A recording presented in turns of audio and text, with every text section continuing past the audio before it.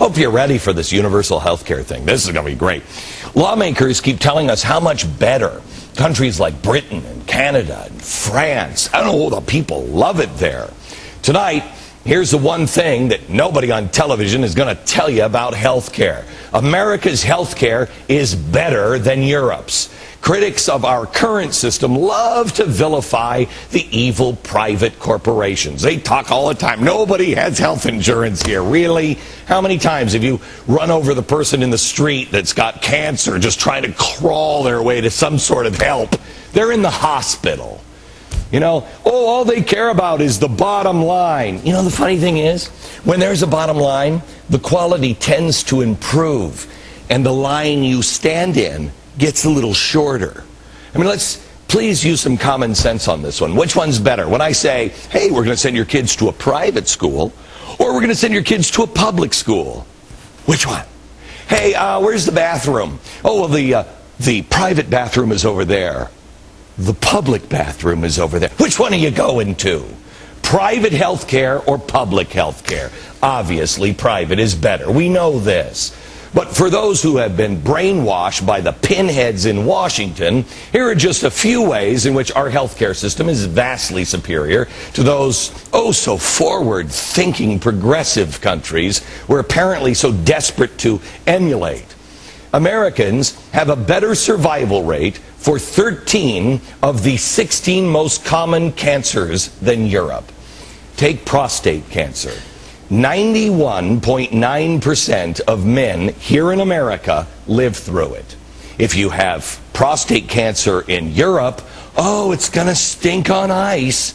73.7% in France survive. And God forbid you're in Great Britain, where 51.1% in Britain survive.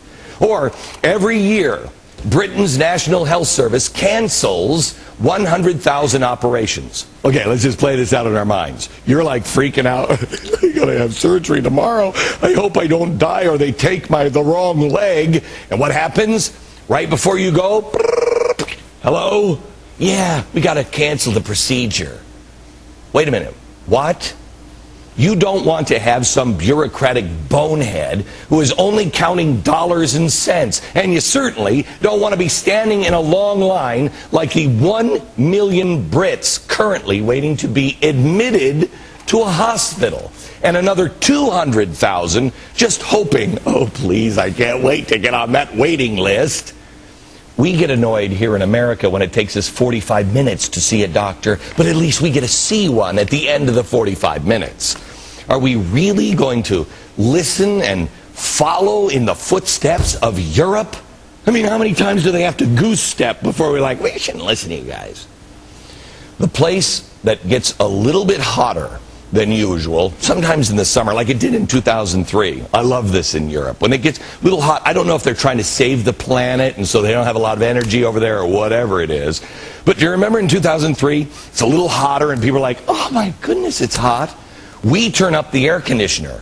Over in Europe, 37,000 people died. Statistics show it's even worse in Canada. 800,000 of their 33 million citizens are on waiting lists for more than 18 weeks. That is twice as long as the blessed doctors in Canada consider clinically reasonable. Let me put this into perspective.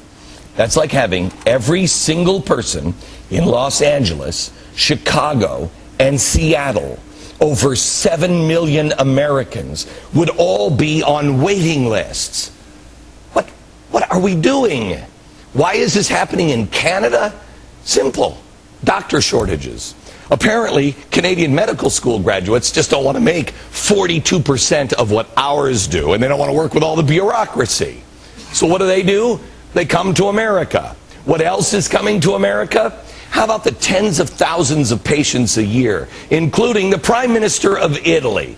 If socialized medicine is so great, let me ask the Prime Minister, why did you come here in 2006? Why did you have your heart surgery at America's Cleveland Clinic instead of staying at home with your social? Did you know it's free over there? Before we trash our current system, and in New York State, heap nearly a 60% tax on the rich, to pay for health care. Just let's put this in perspective. You're making $1. This is what you keep. I'm sorry, this is what goes there.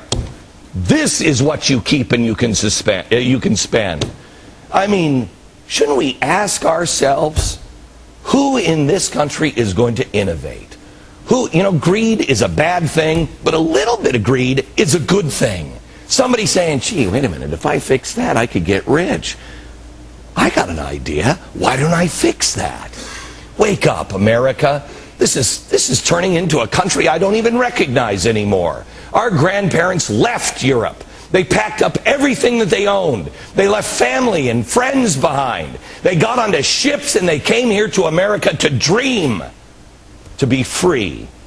They came to embrace the entrepreneurial spirit. They didn't come here. They didn't risk everything, work their butts off, only to have our dopey politicians in Washington say, the mother country was pretty great. Our government is giving them the very government programs they were running from. Wake up.